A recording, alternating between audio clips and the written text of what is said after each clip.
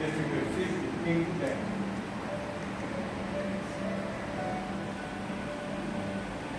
Assim diz a palavra do Senhor, porque a nós também foram pregadas as boas novas, como a eles, mas a palavra da pregação nada lhes aproveitou, porquanto não estava misturada com a fé daqueles que a ouviram. Repita comigo, a partir do misturada, repitam comigo, misturada com a fé naqueles que a ouviram. Podemos assentar e aplaudam a palavra do Senhor.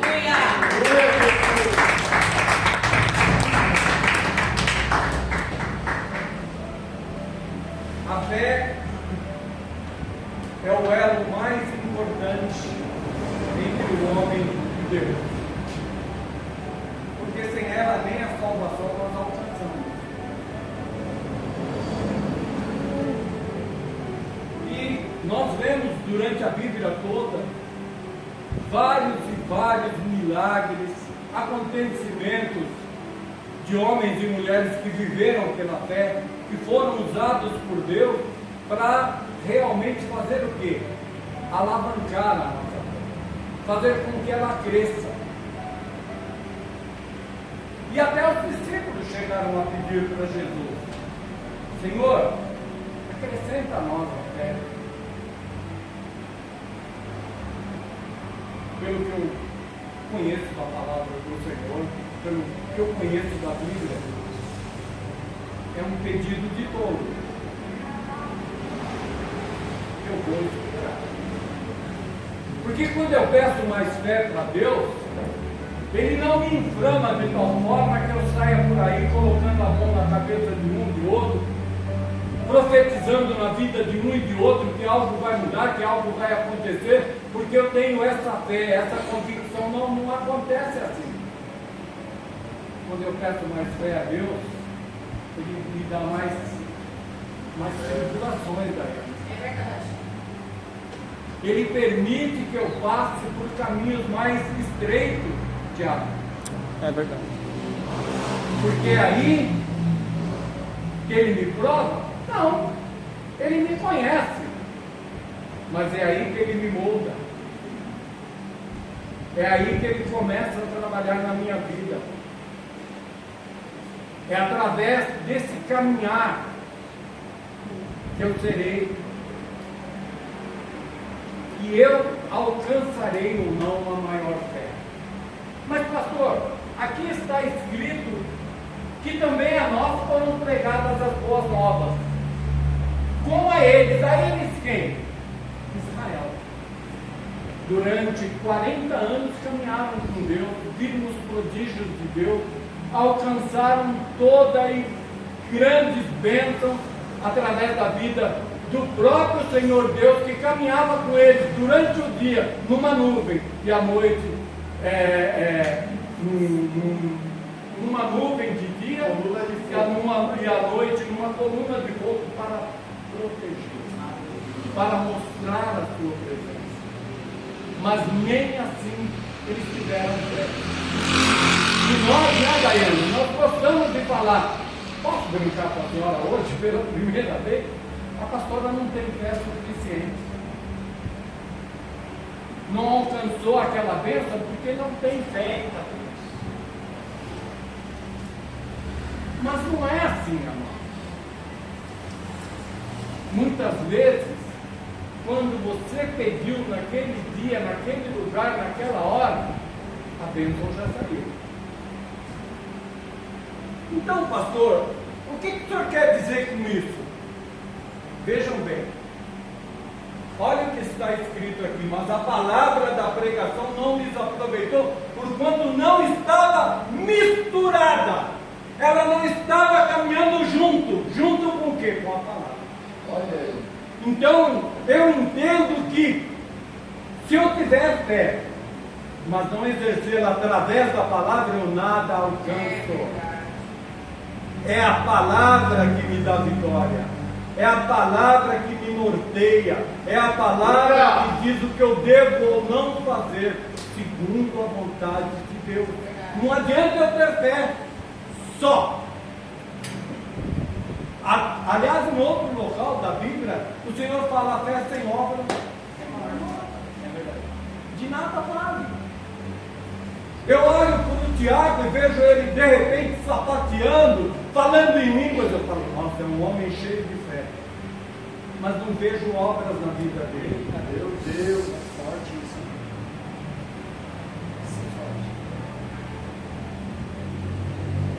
A fé tem que ser misturada com a palavra de Deus.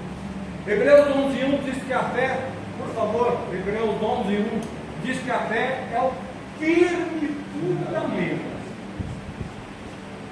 Firme fundamento.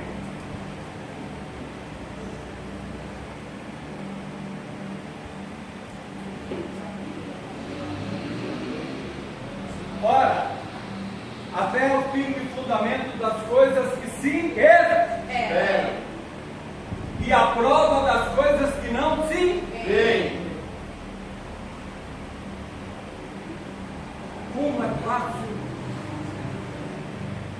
Como é fácil nós gastarmos tempo, muitas vezes, sem receber a palavra, sem receber a bênção. Mas a palavra do Senhor nos diz que tudo aquilo que pedirmos crendo, Ele nos fará. Aleluia. Aí vem a questão. Sabe por quê, pastor? Eu posso falar por mim, amém? Não posso falar pela senhora. Então eu vou orar, eu vou criar uma situação aqui agora para que a igreja entenda. Eu quero um carro. Senhor, em nome de Jesus eu te peço. Estou pedindo em nome de Jesus. Senhor, o Senhor está vendo que eu preciso de um carro para o meu trabalho, para isso e aquilo, Senhor. Eu creio, Senhor. O Senhor já me deu essa bênção. Passa uma semana, um mês, 2 meses, 3, 1 ano, e nada acontece. Então vamos rever esse carro. Eu disse que tudo aquilo que pedirmos, mas eu agi para que isso acontecesse na minha vida. Olha aí, é um dos fatores. A fé sem obras. Eu criei de uma maneira que agradasse a Deus. De que forma? Senhor, está escrito, a tua palavra diz isso. Quando eu adiciono a essa bênção que eu necessito, que eu preciso, ela vai se cumprir, desde que eu creio. Desde que eu creia. Por isso, a fé precisa ser separada do meu natural. Olha aí. Muitas vezes nós achamos que estamos debaixo da vontade de Deus, mas estamos na nossa carne, no nosso natural, naquilo que eu acho que eu consigo, que eu acho que eu posso fazer. Ah, mas pastor, o senhor, me perdoe até, não é me bajular a mim mesmo, pastor, eu acho que o senhor conhece até razoavelmente bem a Bíblia. Não adianta conhecer, não adianta só conhecer, se não caminhar com ela e por ela. Aleluia! Não adianta abrir a boca e professar o nome de Jesus sem realmente crer, nada vai acontecer. Mas eu pedi em nome de Jesus. Mas em outro lugar ele diz que nem todo aquele que me diz Senhor, Senhor,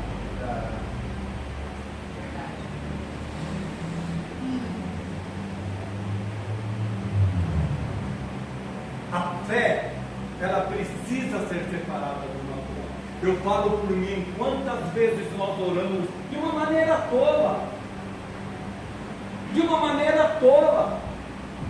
até achamos que estamos agradando a Deus, porque às vezes de 5 minutos, passamos a orar meia hora, às vezes até 1 hora. Não é o tamanho, não é o tamanho da oração, não é o tamanho das coisas que você acha que está agradando a Deus. Quando ele fala que eu devo ter fé do tamanho de um grão de mostarda, é uma parábola que Jesus contou. Por que ele pregou o grão de mostarda como exemplo?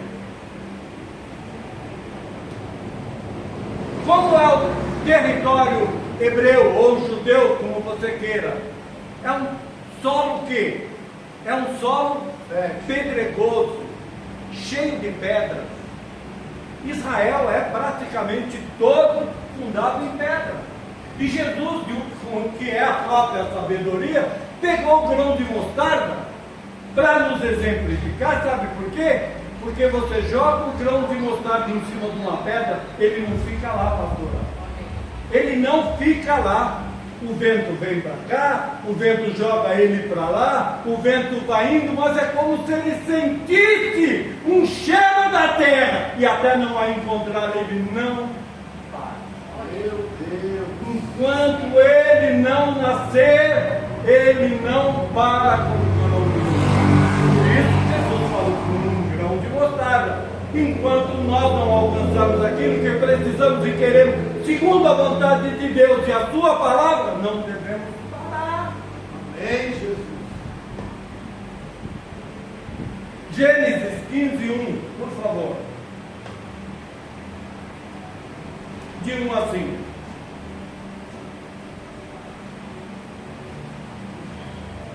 depois dessas coisas veio a palavra do Senhor a Abraão em visão, dizendo: não temas, Abraão, eu sou o teu escudo, teu grandíssimo galardão. Atente para grandíssimo galardão. Só pode galardoar quem tem algo para dar. Olha aí. E ele é poderosamente grandíssimo, é mais que grande. Mas talvez nós, como humanos, não achemos um adjetivo para o nosso Deus, coloquemos grandíssimo. 2. Então disse Abraão: Senhor Jeová, que me has de dar? Eu ando sem filhos, e o mordomo da minha casa é o Damasceno Eliezer. Amado. 3.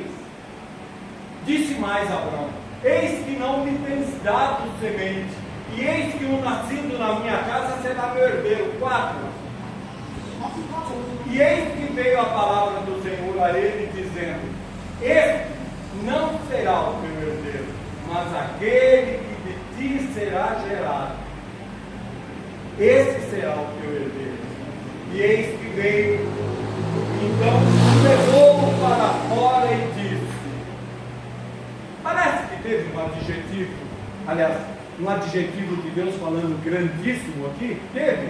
Ah, teve. Então vamos, em cima desse grandíssimo, Deus leva ele para fora e fala: olha agora para o céu, conte as estrelas, se as pode contar, e disse que assim será a tua semente. O grande, aquele que pode prometer, sabe por quê? Porque homem nenhum tem condições de contar as estrelas. Mas, pastor, ele não estava falando para um homem que não podia ser pai? Não é impossível. Aleluia, eu creio. Não há impossível. Mas vamos continuar.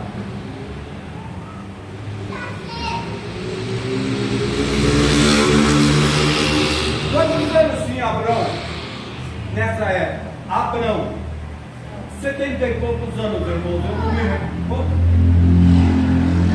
Eu não me recordo, eu sei que é 70 e pouco, 70, 74, 75 anos. Amados, foi dito aqui nesse culto agora há pouco por mim, que Deus só pode agir quando a nossa natureza, quando o nosso natural sai de nós.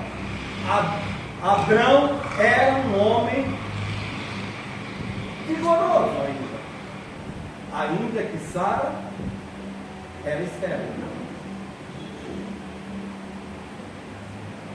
Mas Deus queria e precisava tirar de Abrão a possibilidade natural dele. Veja Gênesis 17 e 17.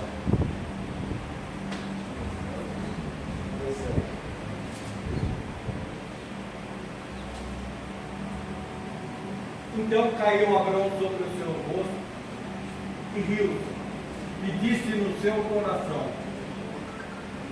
a um homem de 100 anos há de nascer um filho, e conceberá Sara na idade de 90 anos. Eu não pulei não, irmãos, eu fiz questão de que vocês vissem a condição que Abrão já pensava quando ele iria receber a bênção.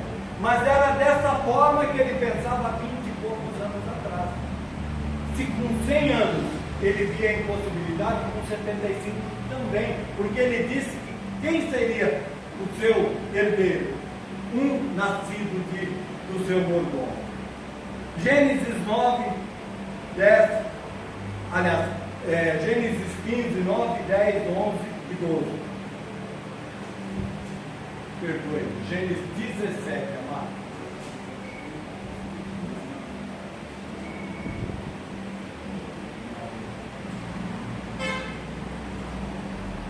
Disse mais Deus a Abraão: porém tu agora guardarás o meu conselho, tu e a tua semente depois. É 15 mesmo. Eu não marquei, me perdoe. É 15 mesmo. É a promessa de um filho. 15, 9, 10, 11 e 12. Disse, passam o 10. Essa daqui, irmão, é o conselho entre Deus e Abraão, que trouxe-lhe todos o 11, o 12, o 13 e o 14. O 14. Mas eu marquei errado, me perdoe, eu não tenho vergonha de falar, eu não marquei o versículo, mas eu me lembrei agora, é Gênesis 18. 18, 9? 18. Versículo 9, 10, 11 e 12. Gênesis 18. E disseram: onde está Sara, tua mulher? E ele disse: eis aí, está na tenda. Põe o 10.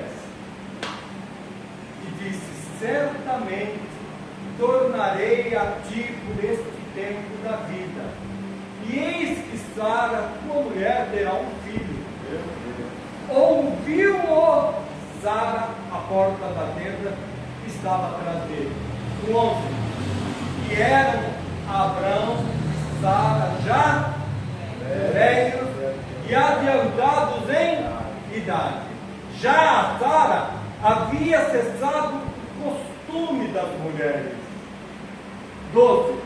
Assim, pois, riu-se Sara consigo, dizendo: terei ainda deleite depois de haver envelhecido, sendo também o meu Senhor já velho? Meu Deus! Mas Deus, quando passa, o Senhor Deus e mais 2 anjos passam pela tenda. Os 2 anjos vão na frente, vão acabar com Sodoma e Gomorra, mas Deus fica e faz uma promessa para ele: dentro de 1 ano. Dentro de 1 ano você concederá. Agora, irmãos, por que eu fiz questão de falar de Abraão, que mais tarde vai se chamar Abraão? Por quê? Porque ele é chamado de o pai da fé. Ele teve fé suficiente para crer em quem? Na palavra de Deus. Ele teve fé para esperar aquilo que Deus havia prometido. E ele esperou. Da mesma forma, nós vemos outros heróis. Coloca aí para mim Josué 1, 2, Josué 1, 2 e 3.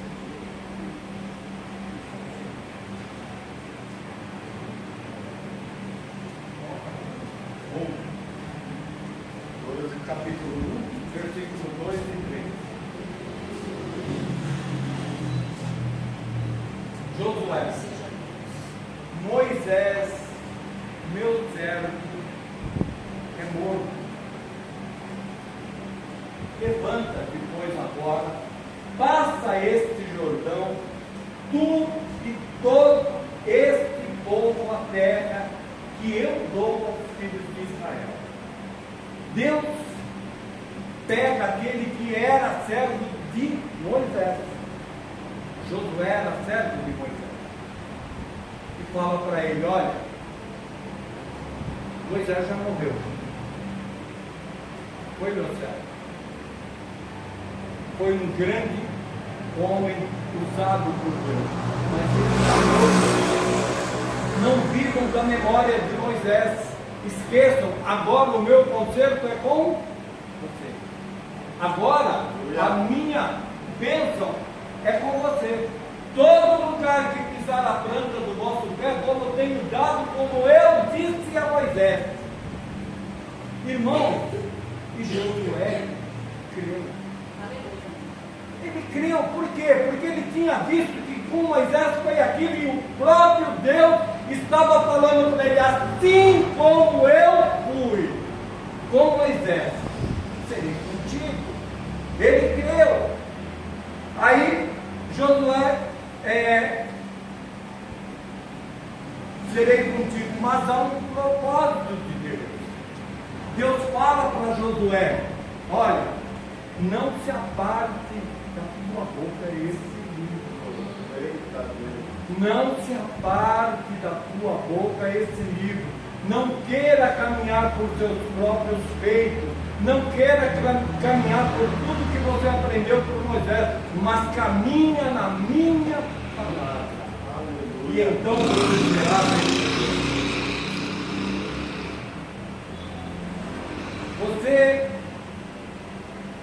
Eu vou fazer uma pergunta para a igreja. Hoje é uma forma até diferente, eu sei, porque Deus falou que hoje Ele queria que eu meditasse em alguns versículos.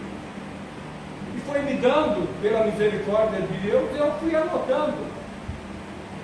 Eu quero perguntar para vocês: quantos homens mais ou menos tinham, quando no capítulo 6 de Josué, eles chegam diante de Jericó?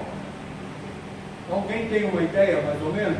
Mas vamos dizer que centenas, milhares, talvez mais de 1 milhão de homens. A pergunta é: se tivesse 1 milhão de pessoas aqui agora, e todos nós, mediante um concerto, ou seja, vamos fazer um acordo, num determinado tempo, vamos gritar: pula!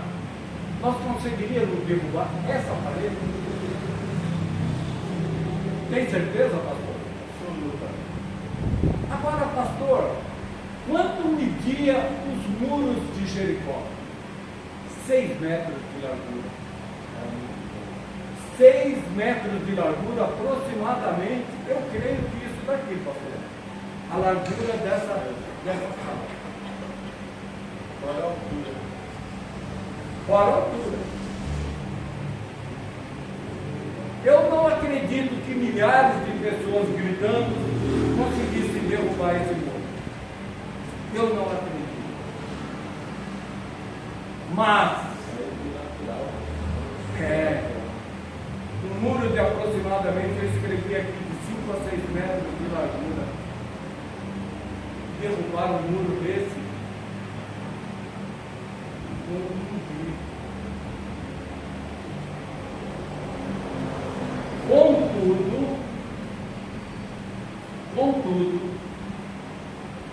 Contudo, o segredo da vitória estava justamente naquele, pois era o grito de uma fé firmada somente na palavra de Deus. Aleluia!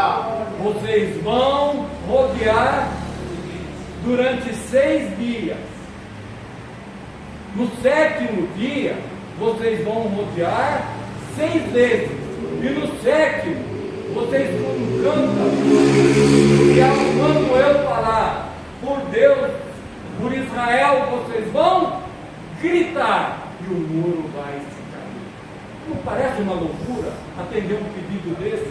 Mas, meu irmão, minha irmã, lembrem-se disso porque muitas vezes você pode conseguir uma bênção através dessa palavra que você se lembra.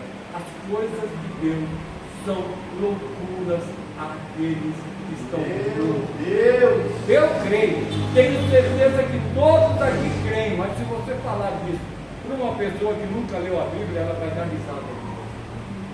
Mas é loucura para eles, mas para nós que conhecemos a palavra de Deus, ela é bênção. Veja, irmão, também mais um herói da fé, Gênesis 32, 24.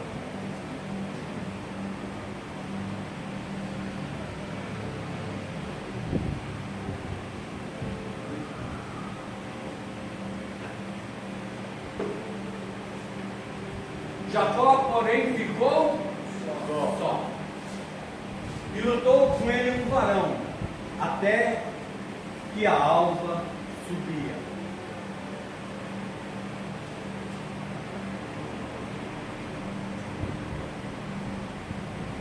A Bíblia, nesse relato, nos conta que Jacó era um anjo do Senhor.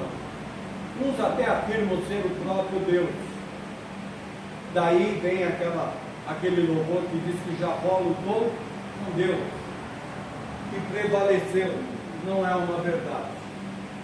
Um homem nenhum nunca vai prevalecer com Deus, mas Deus se deixa prevalecer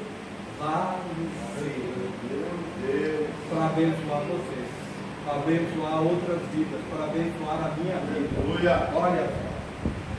E a palavra diz que nessa luta ele caiu nos braços do Senhor e se agarrou com o Senhor e lutou até que a bênção veio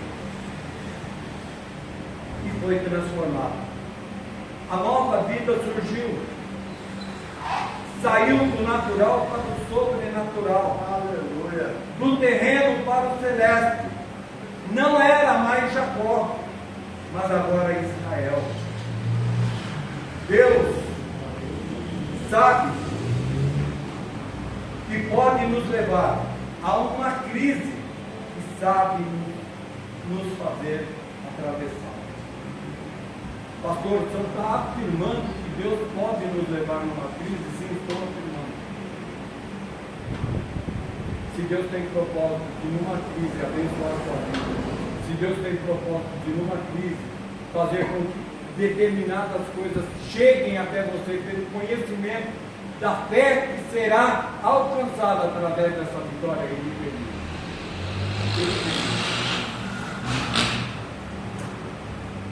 Sabe por quê? Porque a nossa profunda aflição, o nosso ambiente difícil, a nossa situação penosa muitas vezes, não vai nos levar a lugar nenhum.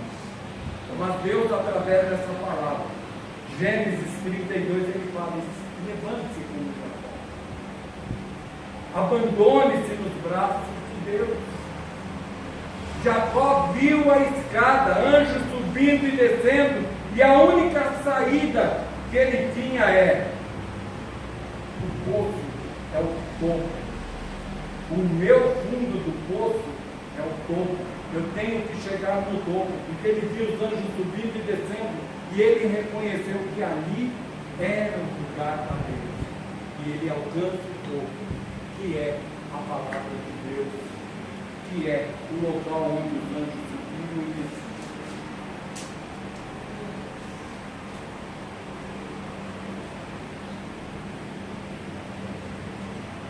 Alguns pregadores até têm é jargão que fala, pastor? Algum jargão, né? Se você não aplaudir agora essa palavra, é porque você não está.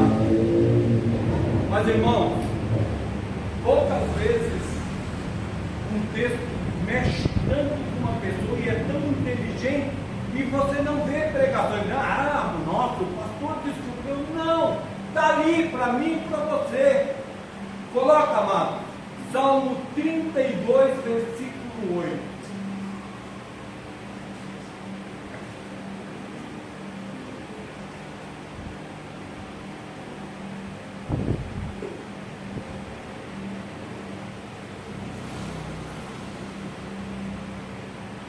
tenho do meu lado aqui uma pastora e professora.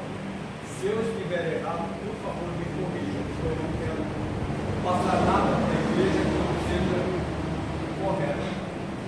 Muitos anos eu entendi que instruir e ensinar eram praticamente a mesma coisa.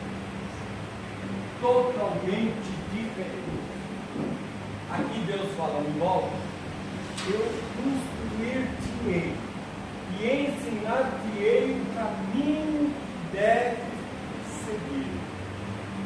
Guiar-te-ei com os meus olhos. Deus não me dá escape, pastor. Deus não me dá alternativa, pastor. Irmãos e irmãs, Deus está falando que Ele vai nos instruir, Ele vai nos ensinar como fazer. Ele vai, esse instruir é como se fosse o físico. Olha, a cadeira você tem que fazer dessa forma, você tem que moldá-la assim e assim. Isso é o instruir. E quem ensina? Ele. Para quê? Para mim andar nos caminhos dele. E para estar debaixo dos seus olhos, segundo a palavra dele. Irmãos, essa palavra é tremenda. Aqui Deus está se revelando a nós de uma forma maravilhosa. Ele vai nos instruir e nos ensinar a fazer o quê? A caminhar. O caminho que nós temos que seguir. Glórias a Deus. Eu aplaudiria o Senhor. Eu aplaudiria.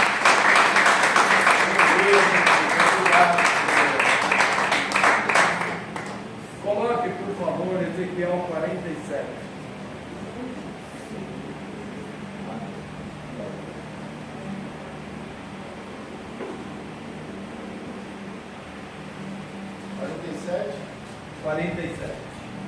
Versículo 1.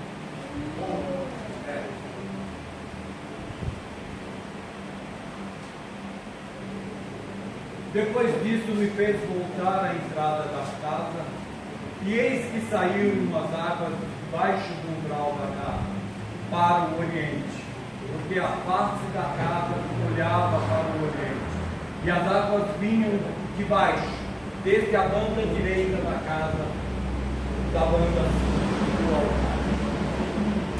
Toda vez, com certeza, que você verá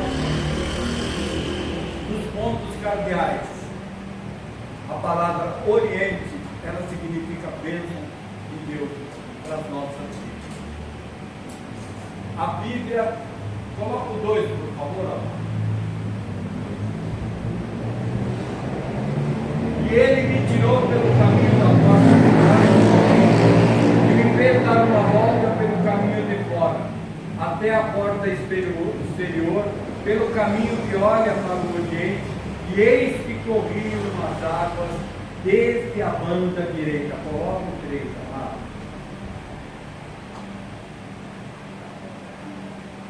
Saiu aquele homem para o oriente, tendo na mão um cordel de medir, e mediu 1000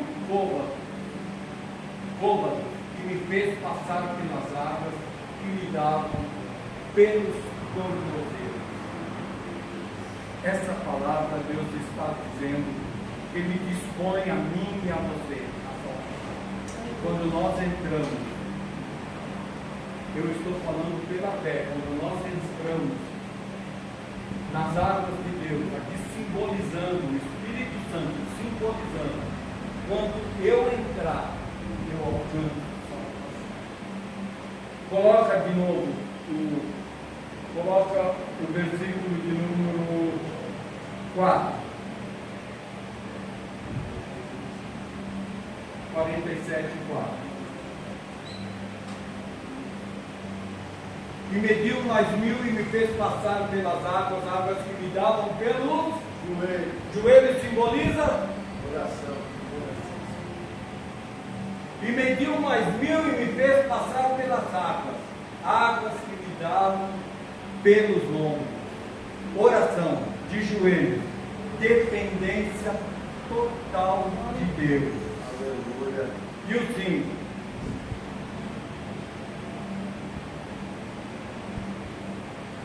que me viu, mas viu que era um ribeiro que eu não podia atravessar, porque as águas eram profundas, águas que se deviam passar a nado, ribeiro pelo qual não se podia passar.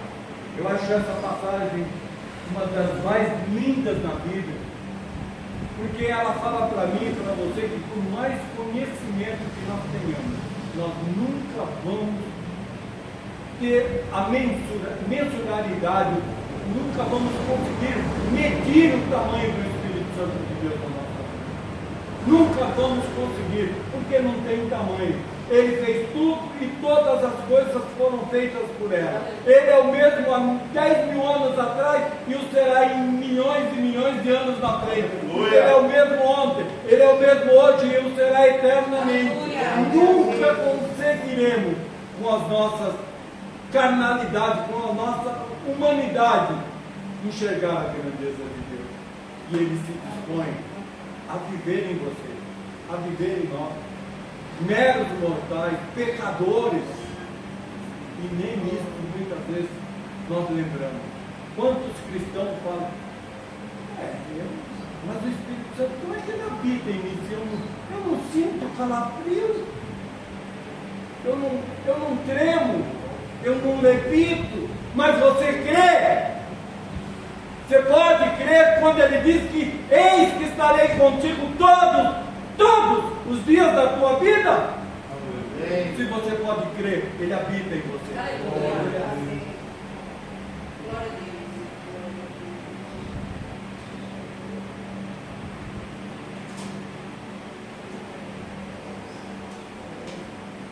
Ele é a fonte, ele é o caminho, ele é a força e o poder. Aleluia! Coloca Lucas 7. Lucas 7.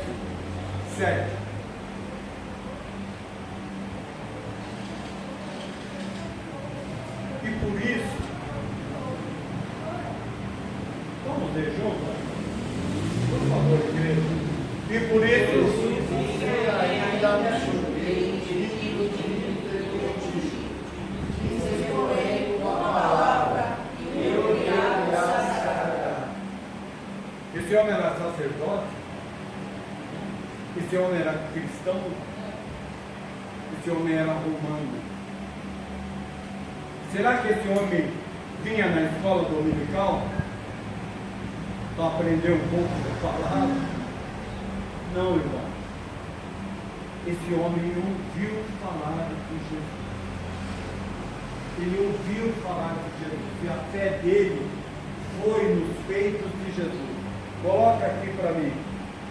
O 7,5. Lucas 7,5. Coloca o 7, o 6 e o 7. Dá para colocar tudo junto? Não, né? O 5. O 5, deixa o 5, por favor. Obrigado. Vamos entender essa passagem. Porque ama a nossa nação. E Ele mesmo nos edificou por quê? Porque ama a nossa nação. E Ele mesmo nos edificou a sinagoga. Ele não era judeu, ele era romano. Mas ele entendia que a sinagoga era o local onde se buscava a Deus. Então ele edificou. E foi Jesus com eles, mas quando já estava perto da casa, enviou-lhes o centurião, uns amigos, dizendo: Senhor, não te incomodes, porque não sou digno de que entres debaixo do meu telhado, do meu teto, da minha casa. Nós sabemos o que Lucas transmite nessa passagem. Um homem tinha um servo que estava moribundo, morrendo. O servo dele estava morrendo. Não era um oficial amigo dele, não era um parente amigo dele, não era esposa, não era filho, era um servo dele que estava morrendo. É bom lembrar, pastora, que bastava ele fazer assim: tira esse moribundo daqui, ele não me serve mais, me traga outro para estar no lugar dele.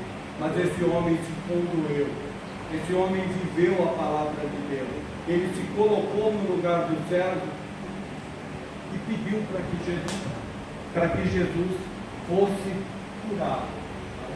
E Jesus, quando recebe os amigos dele, que falam bem dele, olha, ele que nos edificou a sinagoga, ele é um homem que ama a tua palavra, ele é um homem que se rende ao Senhor. Cada vez que nós falamos do teu nome, ele se empolga, ele gosta, ele crê. E ele mandou chamar Jesus.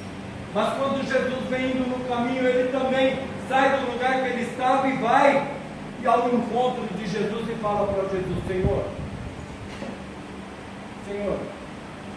não te incomodes, não te incomodes de ir comigo, não te incomodes não, Senhor.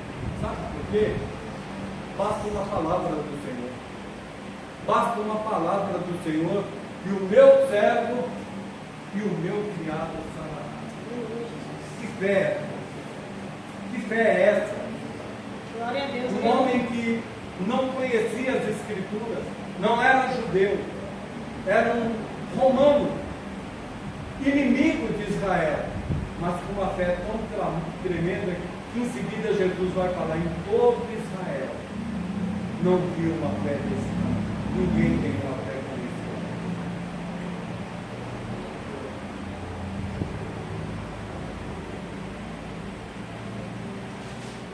E para terminar, coloque, por favor, Atos 27, 44. 27, 44.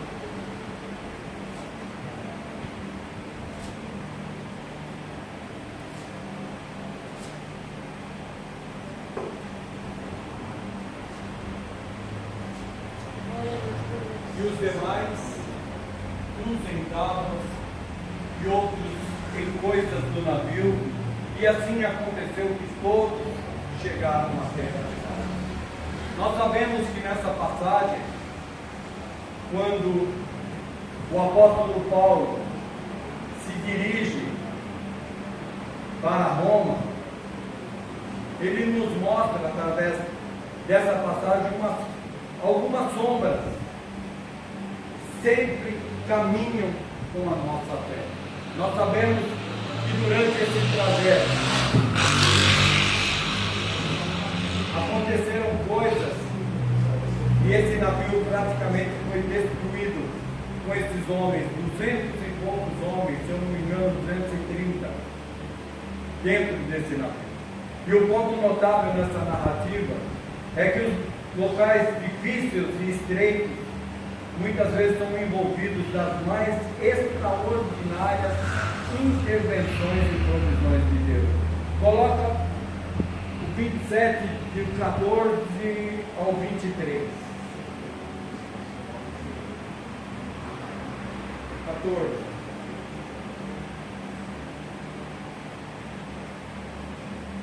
Mas não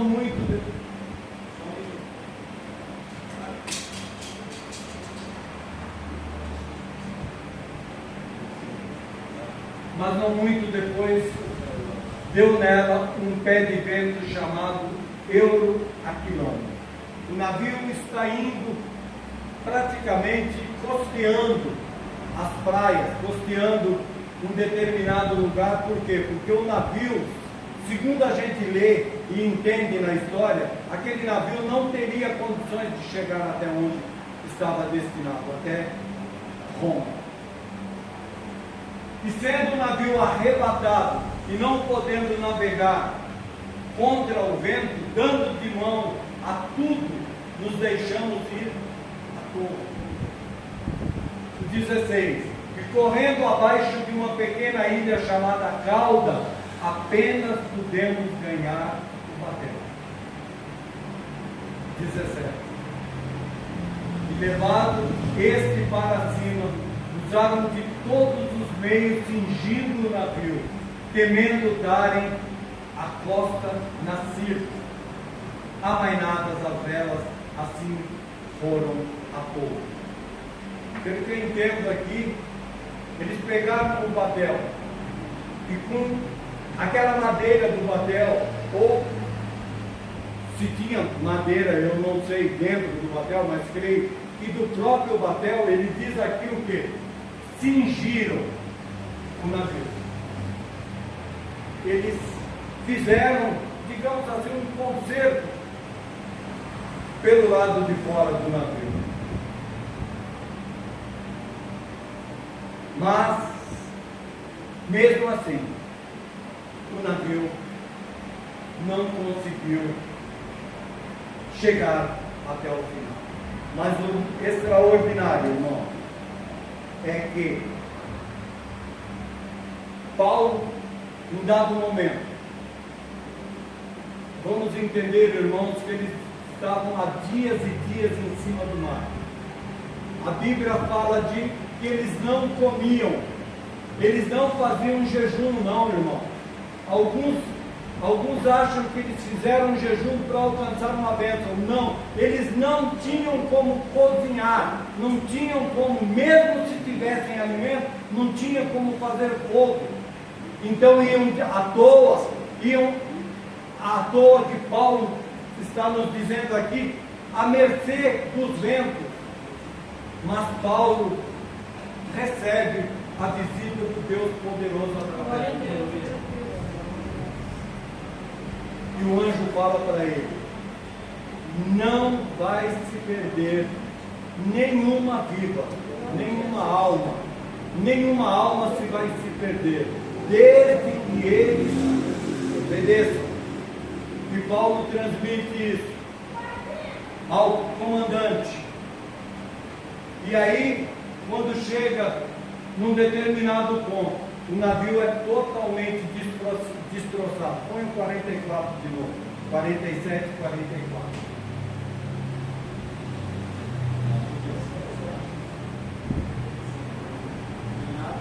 Glória a Deus, aleluia.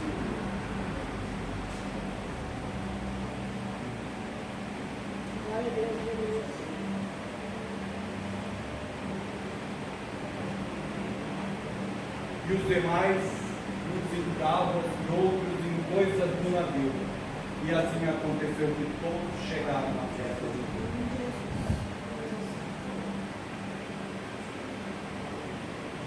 Se você gosta de devagar, é devagar que fala, dar margem ao seu pensamento.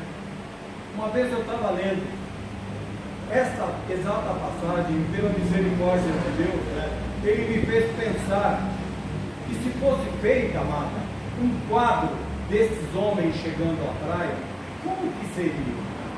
O quadro seria uns remando, outros agarrados em pedaços de madeira, outros segurando naquilo que era possível para se salvar, mas todos chegaram são e salvos por uma palavra, por uma palavra.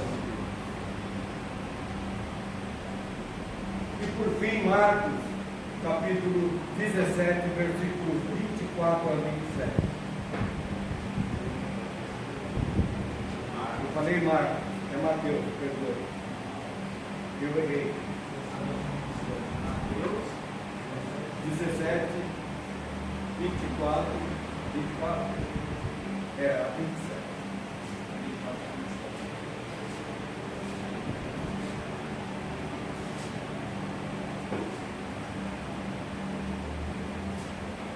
E chegando eles a Cafarnaum, aproximaram-se de Pedro os que cobravam as dracmas e disseram: o vosso mestre não paga as dracmas? E ele disse sim. E entrando em casa, Jesus me antecipou dizendo: que parece? De quem cobra os reis da terra os tributos? De quem cobra os reis da terra os tributos ou os impostos? Dos seus filhos ou dos seus alheios? O 27.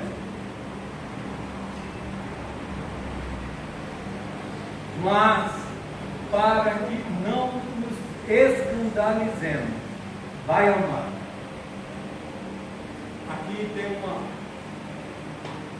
tem uma direção de Deus para a minha vida, para a tua vida nessa noite. Irmãos, Walmart é uma ordem. Obedeça. Quando Deus te der uma direção, obedeça.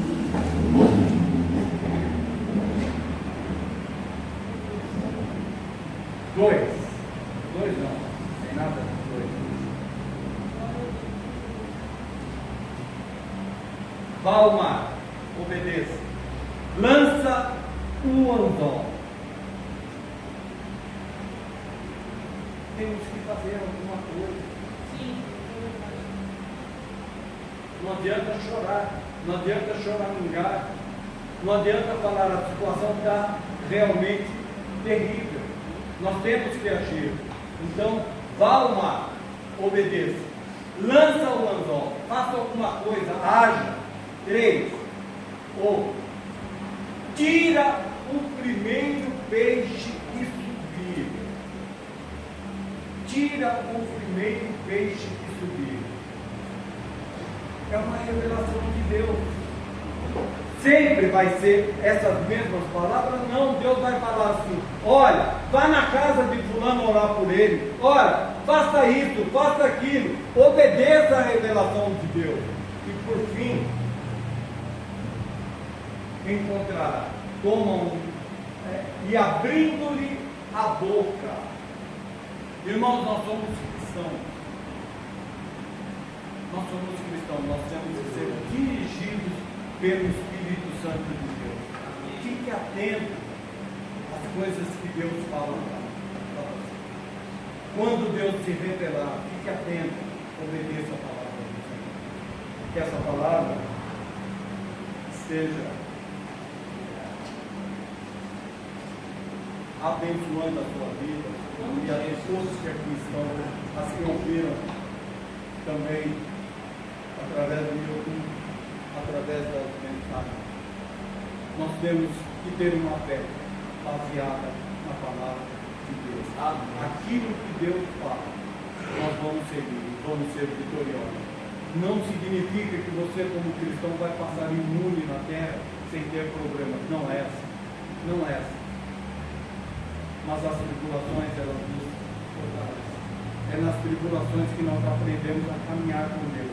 Para quê, pastor? Deus vai. A palavra.